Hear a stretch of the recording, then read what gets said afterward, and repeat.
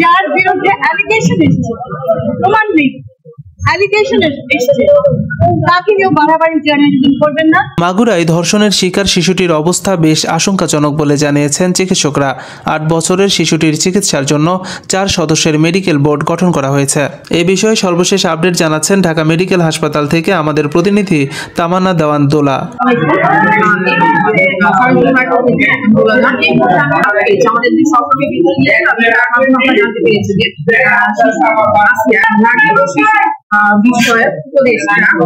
যেটা ক্ষতিও হয় এবং সেই জায়গাটা থেকে আমি আপনাদেরকে অনুরোধ করবো, যার বিরুদ্ধে অ্যালিগেশন এসেছে, প্রমাণ নেই, অ্যালিগেশন এসেছে, তাকে কেউ বাড়াবাড়ি জার্নালিজম করবেন না।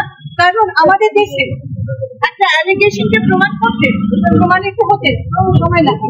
কেন সময় লাগে সেই জটিলতা আমার ব্যাখ্যা করার দরকার নেই, কিন্তু অনেক সময় আপনাদের জার্নালিজমে জটিলতা সেই মানুষটাকে কিন্তু আমরা ধরতে পারি।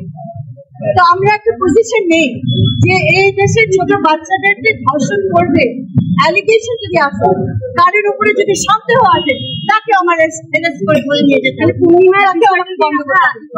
আমি এটা আজকে জানতে পেরেছি কিছুক্ষণ আগে, এবং আমি অবশ্যই এটা নিয়ে প্রশ্ন। আমরা কয়েকদিন আগে মেয়ে আত্মহত্যা করতে দিতে পারে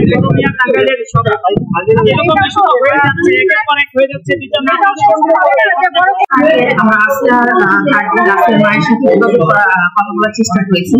এখানে যে অবস্থা দেখলাম জ্ঞান হারিয়ে গেছে, এর মধ্যে সে কথা বলার অবস্থাতে নেই।